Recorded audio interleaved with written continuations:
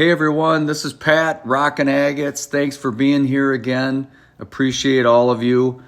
This is one, like the text says, that I found 25 years ago, Lake Superior Agate, with buried beauty, as most of my agates and rocks that I show here. I like to take them from kind of an ugly duckling to a white swan, so to speak. So anyway, yeah, stick with this one. Check out the transformation. Some unbelievable details by the end. Again, I'm using the Beacon Star machine to start out with the rough grinding wheels, and then all the way through 14,000 on my Cab King. Take care, and thanks again for being here.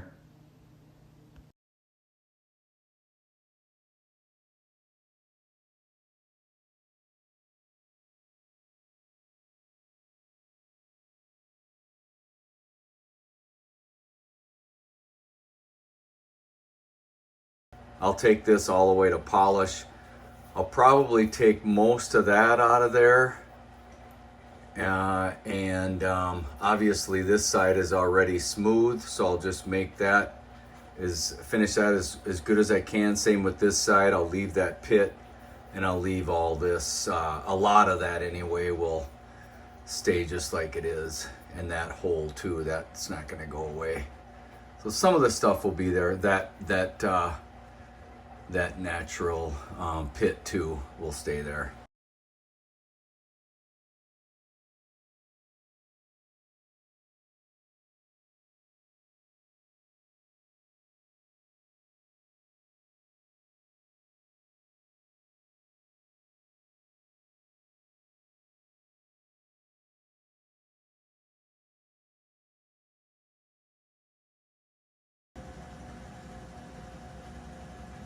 Here's that same one after a little session, maybe an hour with the 80 wheel.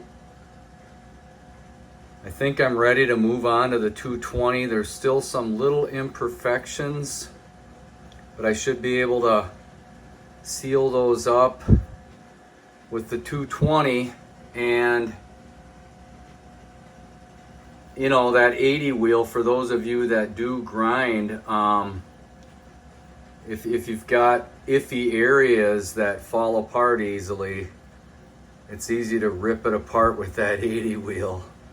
So I'm just gonna move on to the 220, and this sucker is looking good and coming along. And let me know if you guys have any other or any tactics as far as that goes, when you've got maybe a little spot like that right there that you need to hit with the 80 wheel or the rough wheel, but yet the rock wants to fall apart on you right there too. So I move on to the 220 wheel, you know, something more gentle, and then just shape it with that. Takes longer obviously, but I guess that's the way I do it. Let me know what you guys do. I really like all the white that showed up on this thing. Holy cow. So cool. And there's lots of little tubes.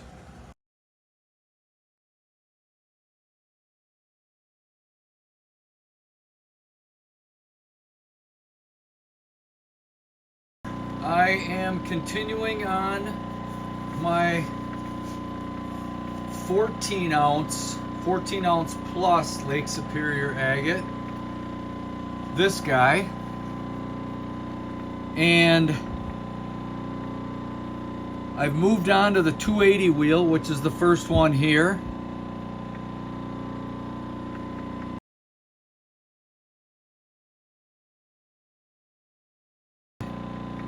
Here we go.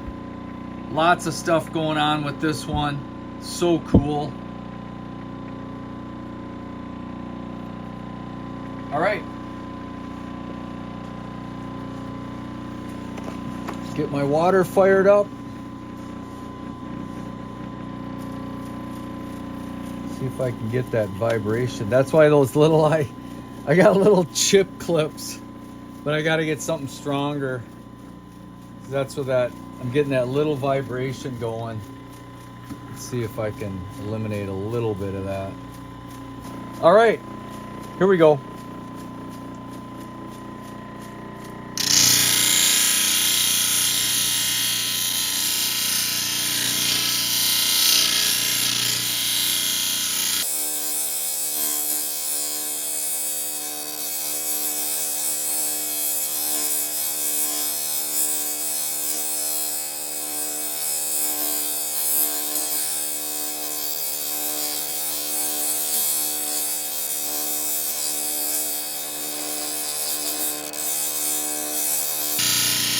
I know I mentioned it in one of the other videos too. I've moved on to having a little bit thicker glove on. One thing, it gives you traction on the rock, especially a rubber glove like that. And these are, I don't know if they're really supposed to be waterproof, but also just nicking my knuckles on the edge of these wheels. I was cutting my knuckles, so just a good way to avoid that or eliminate that. It's just easy to do. You kind of forget where your hands are, and all of a sudden, doot. And those of you that grind, you know what I'm talking about.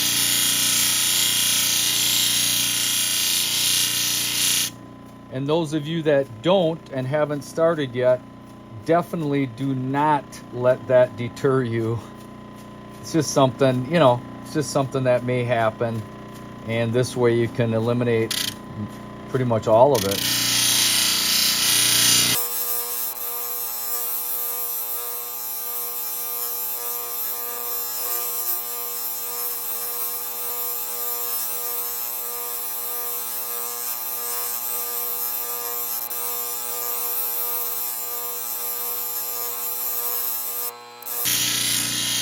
Like to try to hit it from all directions, both sides, obviously.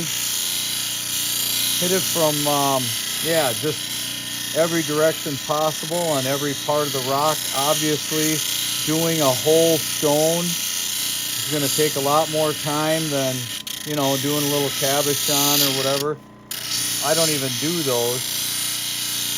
I usually do, you know, face polishing or maybe two faces or whole stones. I love doing whole ones because there's just so much to offer on all sides of many rocks, many agates, many pieces of jasper.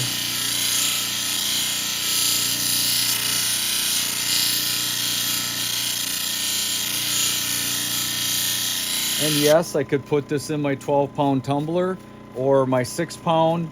Just let her roll around in there for a couple months and keep checking it. And yes, I'd get amazing results. But you do run the risk of maybe a little bruising, maybe a few more fractures, things like that. You run into them both ways, but. And yes, I know you can avoid a lot of fracturing if you do the tumbling right too. I totally get that. If I put a lot of small media or medium size and small media in with small agates, rocks of the same hardness, yes, you can get great results tumbling a large stone.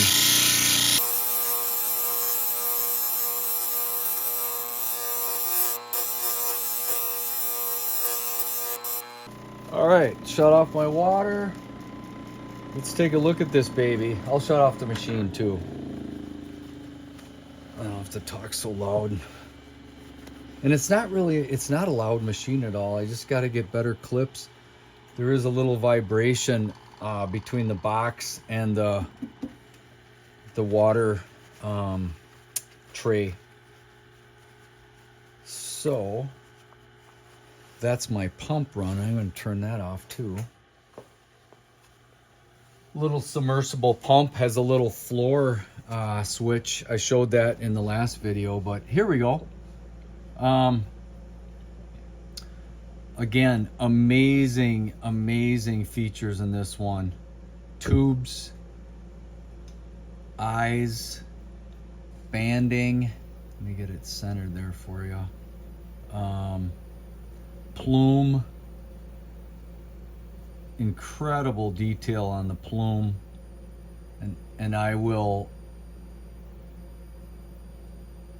be shooting a very close-up video at the end so you can see all the detail close up and slowly.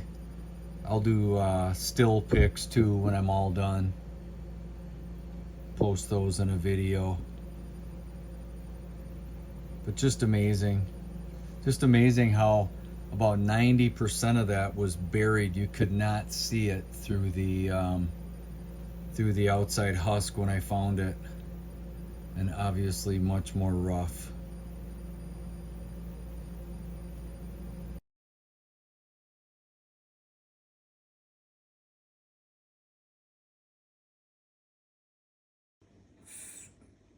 Still gonna continue on the 280 wheel. But a lot of those circles and tubes in there actually, and I don't think my camera's picking it up, but they have micro banding around them. You can kind of see it a little bit. It's just crazy.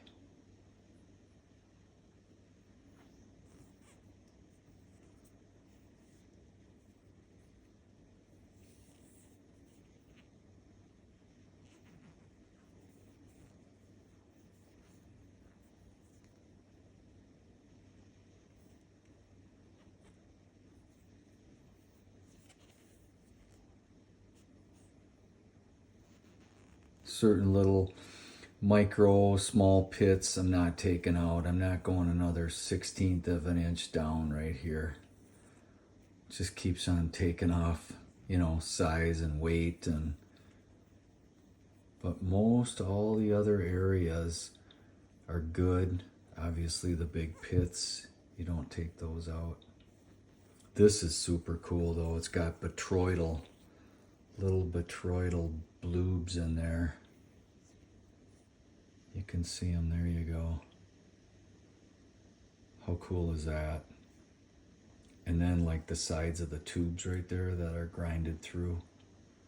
But yeah, look at those little bots.